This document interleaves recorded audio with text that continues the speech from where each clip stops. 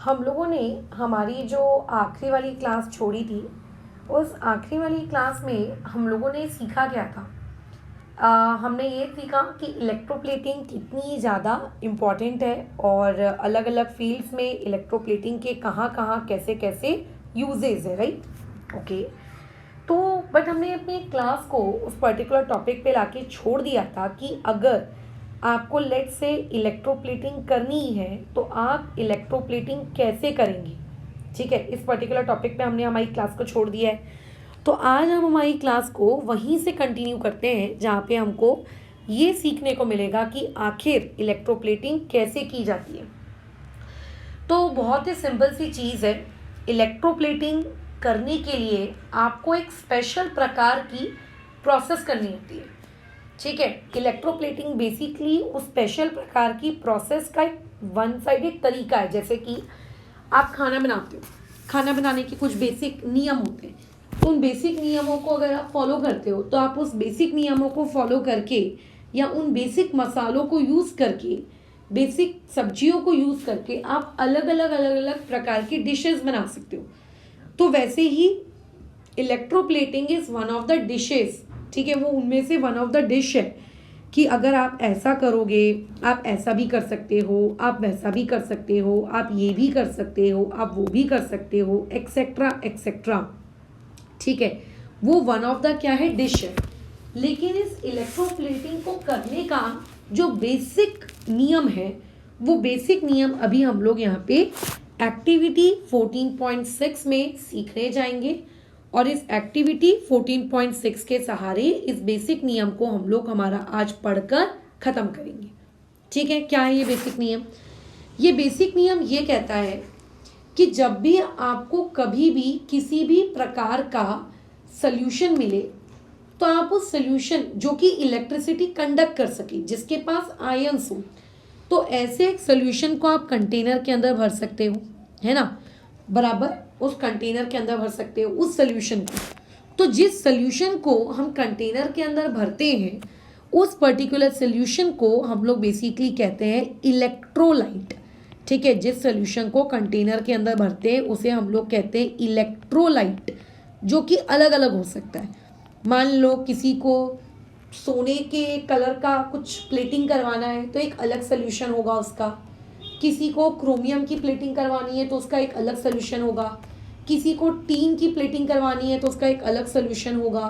But solution जो भी आपने अपने कंटेनर के अंदर फिल किया है, that particular solution is known as electrolyte. जैसे इस पर्टिकुलर एक्टिविटी में हमने सॉल्यूशन के नाम पे किसका इस्तेमाल किया है, वाटर का। ठीक है, अच्छा। अब होता है क्या है कि उस सॉल्यूशन के अंदर हमको दो रॉड्स डालनी पड़ती हैं। हम लोगों को क्या करनी पड़ती हैं, दो रॉड्स उसमें लटकानी होती हैं, जिन रॉड्स की मदद से हम लोग वायर्स को ऊपर बैटरी तक कनेक्ट करते हैं। ये बैटरी का पॉजिटिव पार्ट, ये आपके बैटरी का नेगेटिव पार्ट। हम लोगों को रॉड्स को इस तरीके से सॉल्यूशन के अंदर क्या करना पड़ता है, लटकाना पड़ता है। ठीक है, सॉल्यूशन के अंदर हमें क्या करना पड़ता है, उसको लटकाना पड़ता है। ठीक है, तो वो जो रॉड्स होती हैं, जब आप हायर क्लासेस में जाओगे आपको पता चलेगा कि रॉड्स भी आप लोगों की अलग अलग प्रकार की आती हैं, है ना। कभी हम किसी पर्टिकुलर प्रोसेस को करने के लिए फलाना रॉड इस्तेमाल कर रहे हैं, कभी किसी प्रोसेस को करने के लिए हम फलाना रॉड इस्तेमाल कर रहे हैं। सो बेसिकली रॉड्स जो होती हैं वो आप लोगों की डिफरेंट टाइप्स की होती हैं। रॉड्स आपकी क्या होती है, डिफरेंट टाइप्स की होती हैं। ठीक है, बट उन रॉड्स को क्या हम कोई स्पेशल नेम देते हैं? एग्जैक्टली जिस तरीके से आपने जिस सोल्यूशन को अंदर भरा, आपने उस पर्टिकुलर सोल्यूशन को आपने एक स्पेशल नेम दिया, तो वैसे ही हम लोग वहाँ पे जो आपकी रॉड्स होती हैं जिनको हम सोल्यूशन के अंदर लटकाते हैं, इन रॉड्स को हम लोग एक स्पेशल नेम देते हैं और इन्हें कहते हैं इलेक्ट्रोड्स। आप जब बड़े हो जाओगे या हायर क्लास में जाओगे तो आपको पता चलेगा कि इलेक्ट्रोड्स अलग अलग चीज़ों के बने होते हैं। कुछ प्लेटिनम के बने होते हैं, कुछ ग्रेफाइट के बने होते हैं, है ना। अलग अलग प्रकार के आपके क्या होते हैं, इलेक्ट्रोड्स होते हैं, अलग अलग प्रकार के। ठीक है, तो लेकिन दो इलेक्ट्रोड्स हमको उस पर्टिकुलर सोल्यूशन के अंदर डिप करने होते हैं। जैसे आप देखना, आप लोगों के घर में जब आप रिमोट में बैटरी डालते हो तो आप क्या देखते हो कि अरे उसमें एक पॉजिटिव टर्मिनल होता है और उस पर्टिकुलर इलेक्ट्रोड में एक नेगेटिव टर्मिनल होता है। याद आ रहा है ना। तो वैसे ही जब हम इस तरीके से उस इलेक्ट्रोलाइट के अंदर में क्या करते हैं, आप लोगों के वो डंडे लटकाते हैं, या फिर मैं कहूँ जब इलेक्ट्रोड्स लटकाते हैं तो वो इलेक्ट्रोड्स भी आप लोगों के अलग अलग प्रकार के होते हैं, एज वेल एज उनमें भी पॉजिटिव नेगेटिव इस तरीके से क्या होते हैं, टर्मिनल्स होते हैं। उनमें भी पॉजिटिव नेगेटिव इस प्रकार से क्या होते हैं, टर्मिनल्स होते हैं। अभी आप लोग 8th क्लास में हो, आपको इतने डिटेल में नहीं दिया गया है ना कि भैया बता इस पर्टिकुलर जगह पर पॉजिटिव है क्या, इस पर्टिकुलर जगह पे नेगेटिव है, पॉजिटिव पे क्या होता है, नेगेटिव पे क्या होता है। ये सारी चीज़ें आप लोगों को उतने डिटेल में नहीं दी गई हैं, बट हाँ पॉजिटिव और नेगेटिव इस प्रकार से इलेक्ट्रोड्स आप लोगों के वहाँ पर होते हैं। खैर, तो अभी हमें क्या पता चल गया कि एक सोल्यूशन होता है जिसको हम इलेक्ट्रोलाइट कहते हैं, और ऊपर 2 डंडे होते हैं जिसको हम लोग क्या कहते हैं, इलेक्ट्रोड्स कहते हैं। उन इलेक्ट्रोड से उसके आजू बाजू तार लपेट ली जाती है। अब जैसे इस बनानी एक्टिविटी के लिए उसने आपके कार्बन के इलेक्ट्रोड्स लिए। कार्बन के इलेक्ट्रोड्स को एक दूसरे नाम से भी जाना जाता है, इसे हम लोग कहते हैं ग्रेफाइट के इलेक्ट्रोड्स, ग्रेफाइट के रॉड्स। ओके, फिर तार से हमने इसको किससे कनेक्ट कर दिया, बैटरी से। एक पार्ट बैटरी के पॉजिटिव टर्मिनल से कनेक्ट हुआ है, एक पार्ट बैटरी के नेगेटिव टर्मिनल से कनेक्ट हुआ। बैटरी में जो बड़ी डंडी होती है ना, इसको पॉजिटिव टर्मिनल कहते हैं, और जो छोटी डंडी होती है इसको हम लोग नेगेटिव टर्मिनल कहते हैं। खैर मैडम, आपको फ़ायदा क्या हुआ, चलो पढ़ते हैं आगे सवाल में। भाई फ़ायदा क्या हुआ, बोल रहा है कि आपने एक काम किया, उस पानी में जो आपने उसके अंदर भरा था, उस कंटेनर के अंदर, उस कंटेनर के अंदर आपने थोड़ा सा सॉल्ट डाल दो, या फिर आप थोड़े से नींबू के रस डाल दो। क्यों डाल रहे हैं, हमने लास्ट क्लास में स्टडी किया है, क्योंकि ये नींबू का रस या फिर ये सॉल्ट जब पानी के अंदर जाते हैं तो आयंस प्रोड्यूस करते हैं, और आयंस की वजह से आप लोगों का क्या हो जाता है, सोल्यूशन कंडक्टिंग हो जाता है। ठीक है, आप लोगों का क्या हो जाता है, सोल्यूशन कंडक्टिंग हो जाता है। खैर, इसका मतलब पहले सॉल्ट डालने से पहले या नींबू का रस डालने से पहले उस सर्किट को भले ही हमने क्लोज कर दिया था, भले ही वहाँ पे बैटरी थी, भले ही वहाँ पे आपके इलेक्ट्रोड थे, लेकिन देखो कैसा है, पॉजिटिव टर्मिनल से करंट फ्लो होता है। तो करंट यहाँ पे आया होगा, करंट यहाँ पे नीचे आया होगा, करंट यहाँ राइट साइड गया होगा, करंट यहाँ नीचे गया होगा, नीचे जाने के बाद यहाँ सोल्यूशन में गया होगा। सोल्यूशन के बाद अब वो आगे ट्रैवल नहीं कर पा रहा था। क्यों, क्योंकि जब वो अपने बैटरी से निकला तो बैटरी से निकलने पर उसको फ्लो करवाने के लिए उसे क्या मिली, वायर मिले। वायर के अंदर क्या थे, इलेक्ट्रॉन्स थे जो उस पर्टिकुलर करंट को फ्लो करवा रहे थे। बट जैसे ही वो सोल्यूशन के पास पहुंचा, सोल्यूशन के पास तो इलेक्ट्रॉन्स नहीं थे, सोल्यूशन के पास तो कुछ भी नहीं था जो उस करंट को फ्लो करवाए, तो करंट ना वहाँ पे अटक गया, वो आगे नहीं जा पाया। मान लेते हैं यहाँ पे हम लोगों ने कोई बल्ब लगा लिया होता, तो अगर ये बल्ब आपका ग्लो ही नहीं करेगा, क्यों, क्योंकि उस तक तो करंट पहुँचा ही नहीं। अच्छा, अभी तुम्हें लगेगा मैडम करंट यहाँ से नहीं आ सकता क्या, नहीं, करंट हमेशा पॉजिटिव से निकलता है, नेगेटिव पर पहुँचता है, नेगेटिव से कभी नहीं निकलता। तो करंट एक्चुअली सोल्यूशन में ही रुक गया, सोल्यूशन में ही वो अटक गया, सोल्यूशन से ही वो ऊपर नहीं आ पा रहा है।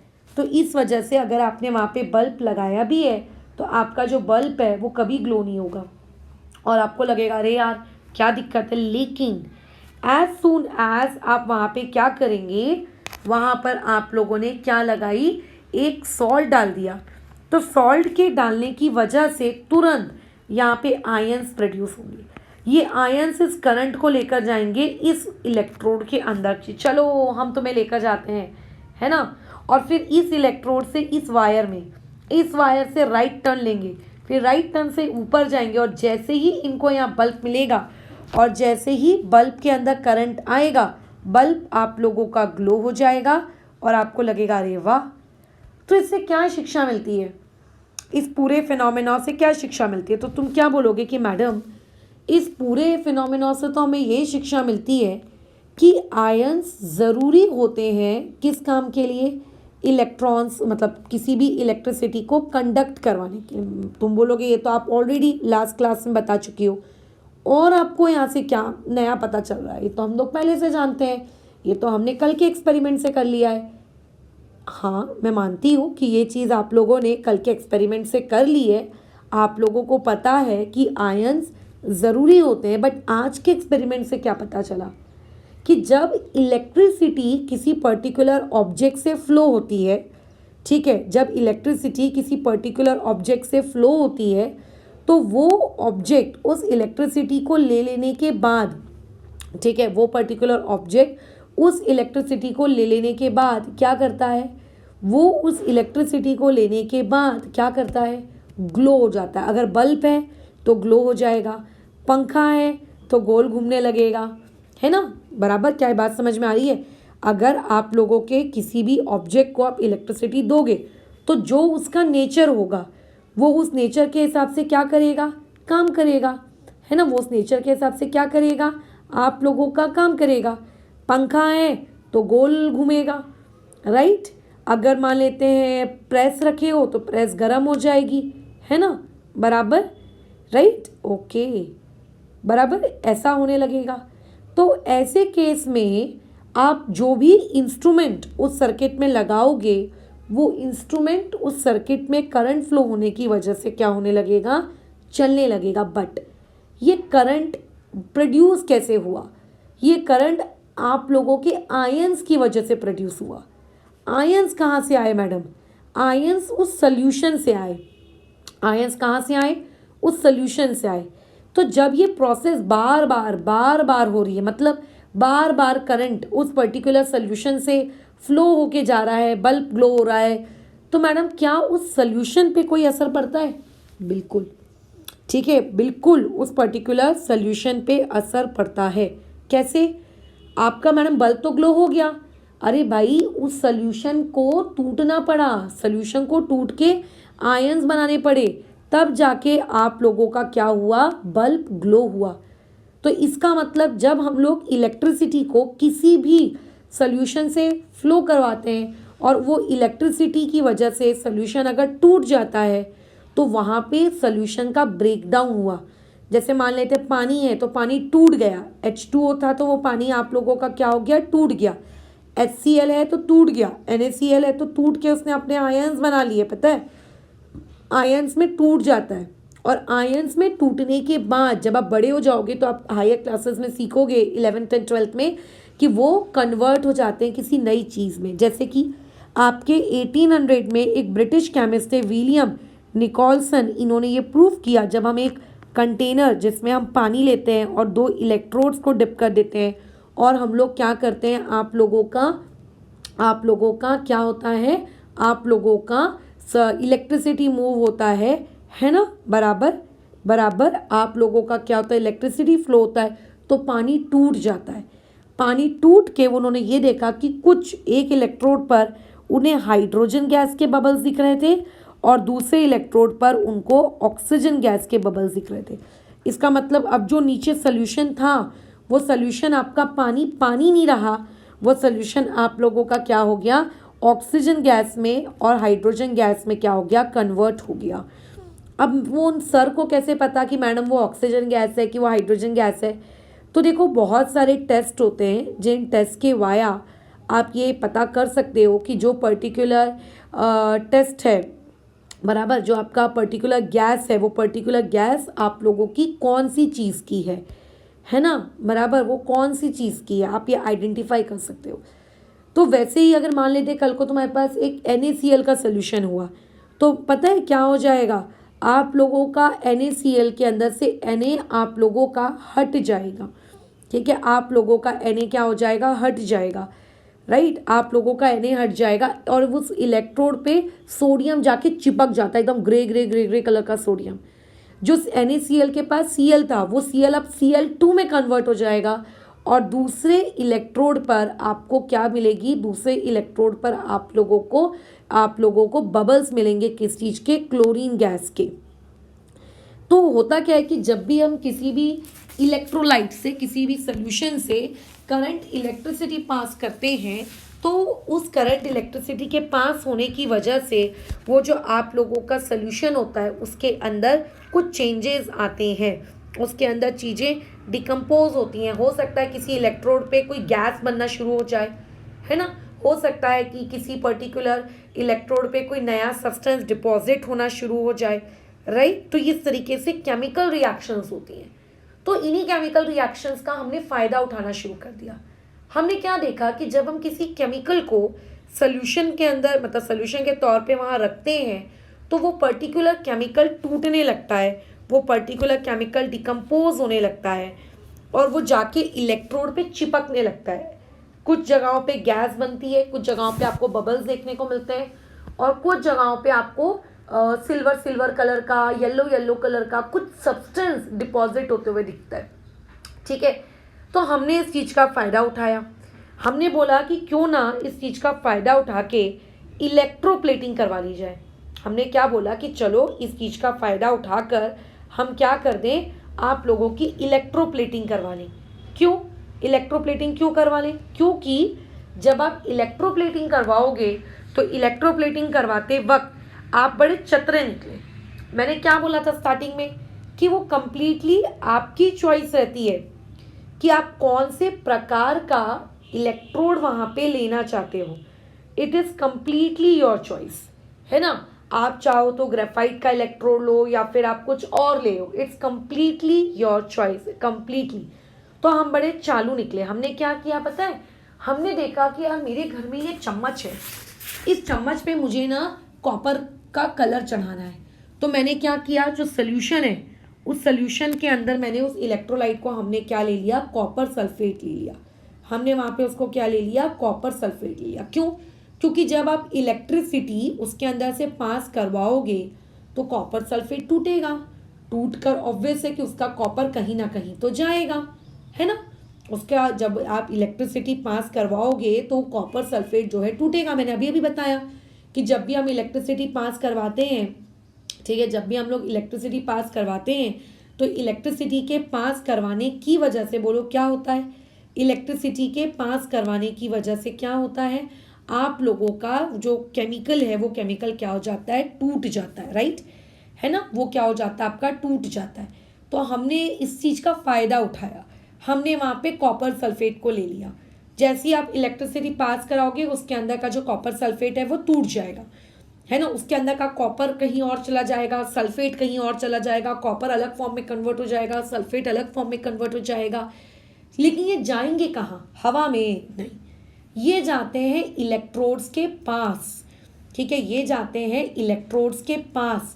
ये लोग जाके आप लोगों के, है ना, इलेक्ट्रोड्स के पास जाके ये क्या हो जाते हैं, जमा हो जाते हैं। ये इलेक्ट्रोड्स के पास जाके क्या हो जाते हैं, जमा हो जाते हैं, बराबर। अच्छा, ओके। तो हमने इस चीज़ का फ़ायदा उठाया। हमने बोला कि अच्छा मुझे क्या चाहिए है, आप लोगों का क्या कहते हैं, कॉपर चाहिए, तो चलो कॉपर सल्फेट के सोल्यूशन को डाल दो ताकि कॉपर सल्फेट का सोल्यूशन टूटे। अच्छा, मुझे चम्मच के ऊपर कॉपर चाहिए, तो मैंने पता है क्या किया, इलेक्ट्रोड की जगह कार्बन के रॉड्स लगाने की जगह मैंने क्या किया, वहाँ पे मैंने क्या किया, वहाँ पे चम्मच लगा दिया। क्योंकि जब मेरा कॉपर सल्फेट टूटेगा तो उस कॉपर सल्फेट का जो कॉपर है वो किसकी तरफ मूव करेगा, वो चम्मच के पास जाएगा और चम्मच के बाजू जाके इस तरीके से डिपॉजिट होना शुरू हो जाएगा और धीरे धीरे धीरे धीरे आपके पूरे चम्मच पे क्या हो जाएगा, कॉपर जमा हो जाएगा, ठीक है।